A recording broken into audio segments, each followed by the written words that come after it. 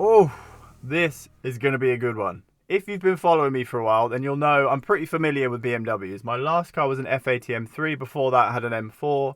But this M4 is a little bit different to a standard one. This is the extremely rare BMW M4 DTM Champion Edition. A very special M4 that was made to celebrate Marco Wittmann winning the DTM Hockenheim Championship back in 2016. Für Marco Wittmann! BMW produced these cars in 2017 and you had to be a pretty special customer to get your hands on one. Brand new, they cost about 150,000 euros, which is around 134,000 pounds, and they only produced 200 for the entire planet.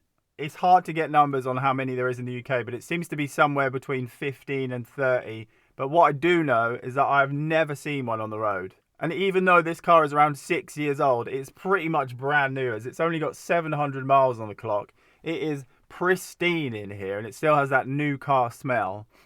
I have to give my friend Nick a massive shout out as he has very kindly let me borrow it for a few days. Definitely go check out his Instagram as he has an insane collection with some really special cars. So if we look after this one, he might let me drive some more of them. Right, let's go for a drive.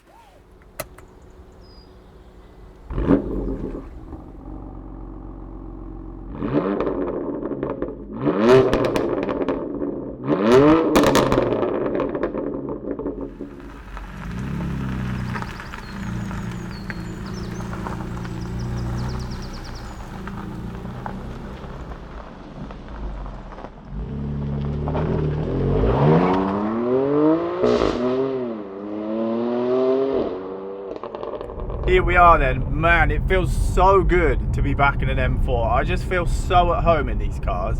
Even though this is technically a race car for the road, it still has all the modern luxuries that you'd want for more regular driving. We've got the usual BMW infotainment system, we've got air conditioning, a heads-up display, parking sensors, a decent sound system, cruise control, all that good stuff. I think overall this is still my favourite BMW interior. We've got just the right amount of screen. We've got all the physical buttons you could ever need with no touch screens. It's just simple and clean. I love it. But the changes they have made to the interior are all really nice ones. Let's start with the elephant in the room, which is this giant roll cage behind me. It looks amazing and it's painted in the same colour as the car, which is cool. You also get a fire extinguisher just in case something goes very wrong. Obviously you lose the back seats, but as a previous M4 owner, I don't care as I found the rear seats in an M4 to be pretty useless. We've got lightweight door cards with these funky little straps. Apparently they're made of compacted natural fibre. I have no idea what that means, but they weigh less than half of the standard doors, so who cares? The interior is covered in black Alcantara, giving it a super stealthy look, which I am all about. And then we come to these seats. Oh, these seats! These are Recaro carbon bucket seats and they are so good. They're super comfy, but you also can't move, which is exactly what you want in a car as crazy as this.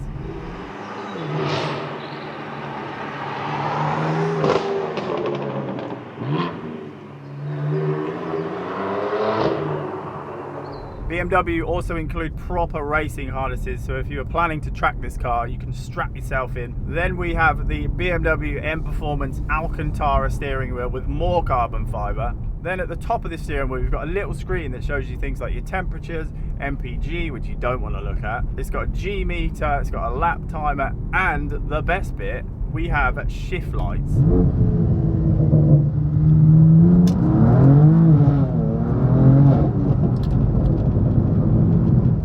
What you see is what you get with this car, as all 200 of them came in this exact spec.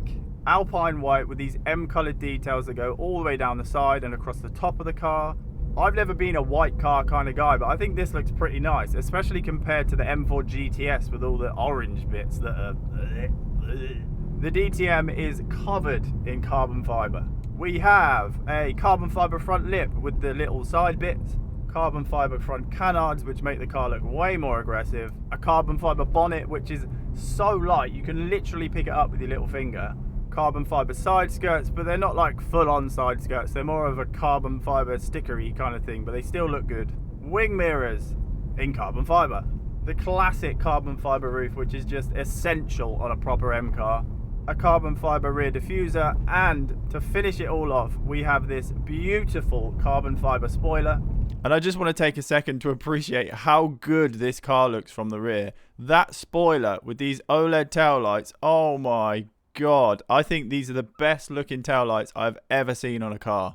This has the same 3-litre twin-turbo S55 engine as you get in the standard M4, but the power in this has been upped to 500 brake horsepower and 600 newton meters of torque. That's thanks to a new water injection system that BMW have installed into the boot of this car.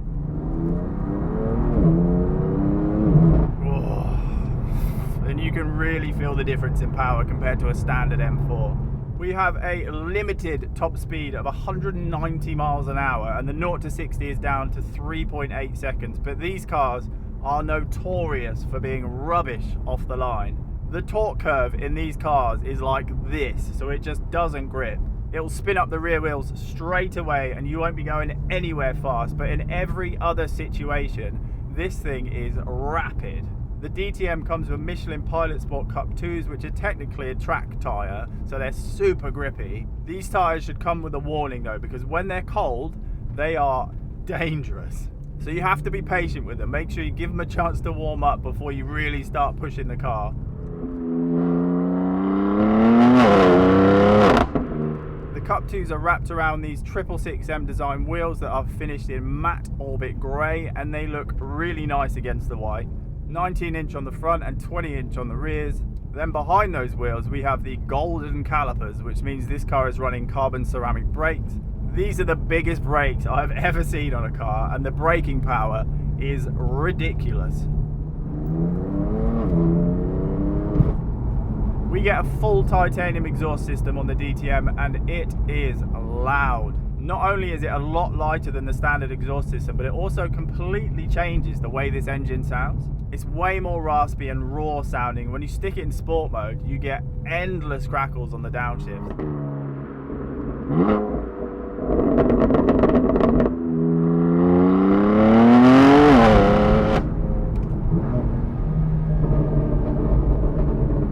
This is the loudest exhaust system I've ever heard from a standard car. The fact it came out of the factory this loud is insane, but it's so good.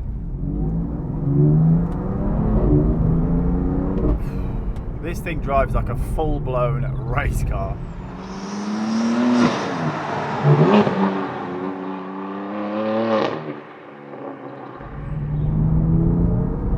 The steering is so precise. It does exactly what you want it to do, but more importantly, you can feel exactly what the front wheels are doing.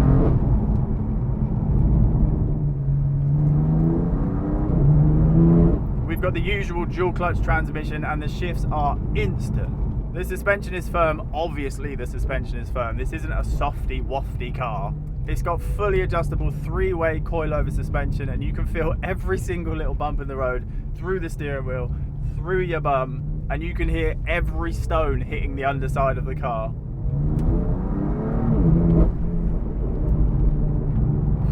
Man.